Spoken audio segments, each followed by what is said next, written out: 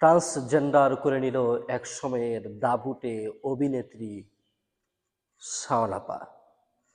এই শাওন আপা সে স্ত্রীলিঙ্গ কেটে ফেলে পুল্লিঙ্গ সেখানে স্থাপন করেছে। কি বিশ্বাস হচ্ছে না? বিশ্বাস করবেন, আমি করাবো। শাওন আপার একটি পোস্ট, এখানে তিনি যে ওয়ার্ড ব্যবহার করেছেন, এই ওয়ার্ড একজন মহিলা তো করতে পারে না, নাকি সম্ভব? আমার তো জানা নেই। এই ওয়ার্ড এর ক্রিয়া যদি সম্পাদন করতে হয় তাহলে অবশ্যই একজন পুরুষের প্রয়োজন।